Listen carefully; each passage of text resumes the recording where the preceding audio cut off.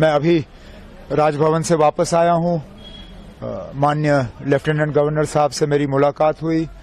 मुलाकात के दौरान मैंने उन्हें नेशनल कॉन्फ्रेंस, कांग्रेस, सीपीएम, आम आदमी पार्टी और जिन इंडिपेंडेंट्स के तरफ से नेशनल कॉन्फ्रेंस को समर्थन की चिट्ठी मिली है, उन्हें उन चिट्ठियों को मैंने लेफ्टिनेंट गवर्नर साहब के हवाले किए और उनसे गुजारिश की कि जल्द से जल्द वो तारीख मुकर्रर करें ताकि यहाँ ओथ लिया जाए और लोगों की चुनी हुई हुकूमत जो है अपना काम संभाले। किस तारीख को सर ओथ सेरेमनी?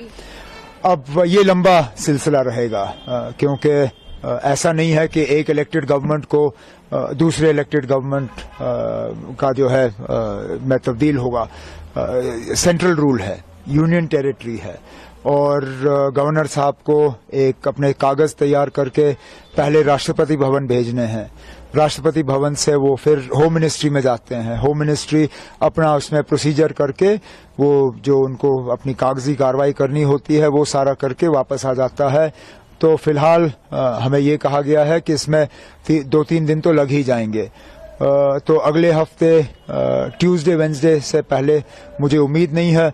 उम्मीद की जा रही है कि अगर ये सारा जल्दी हो जाता है तो वेंसडे को हम ओथ सेरेमनी यहाँ कर लेंगे। ऐसा कयास लगाया जा रहा था कि इंडिया अलायंस के तमाम बड़े नेता इस ओथ सेरेमनी में मौजूद रह सकते हैं, तो किन अब आप अभी वो आप फारूक साहब से बात करिए।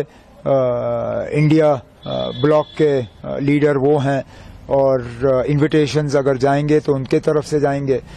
मुझे जिनको इनवाइट करना होगा वो अपने तरफ से मैं कल बैठ के उन्हें जो है दावत दूंगा।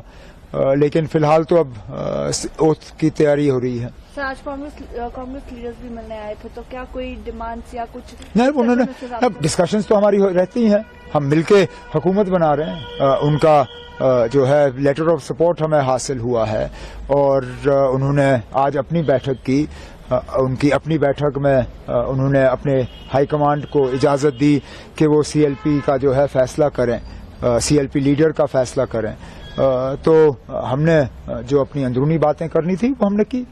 सर, काफी इंडिपेंडेंट कैंडिडेट्स भी अब ज्वाइन इन कर रहे हैं एनसीए ने देखा पिछले कुछ दिनों में, तो क्या स्पेकुलेशन है कि और जो बाकी हैं वो भी ज्वाइन करेंगे, ऐसा कुछ?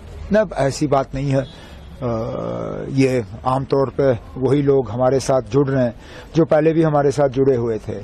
एक आध को छोड़ के ये सारे वही हैं जिनको शायद अलायंस की वजह से अपनी सीट नहीं मिल पाई और वो आज़ाद उम्मीदवार के तौर पे इलेक्शन लड़के गए और जीत गए। अब वो अपने नेशनल कॉन्फ्रेंस के साथ में वापस आना चाहते हैं और एक आध ऐसा है जो नेशनल कॉन्फ्रेंस में रह के हमारे साथ एक नया रिश्ता कायम करना चाहता है, जिसकी हमने सराहना की, जिसको हमने वेलकम किया और इन्हें लोगों के वोट हासिल हुए क्योंकि लोगों की उम्मीदें हैं कि उनके इलाकों में काम होंगे और मेरा फर्ज बनता है कि उनके मैं जो है हाथ पकड़ के उनके इलाकों में उनकी मदद करूं। सर, एक आखिरी सवाल। इल्तिजा मुफ्ती जी क्लेम कर रही हैं कि बिज बिहारा में एनसी के वर्कर्स जो है वैंडलिज्म कर रहे हैं, they are attacking their workers. How do मुझे कुछ नहीं कहना इसमें। ये अब अगर किसी तरह का सबूत है तो वो पेश करें। जिनके खिलाफ इल्जाम लगे हैं वो तो उनके खिलाफ अब केस करने के लिए तैयार हैं, डेफेमेशन के।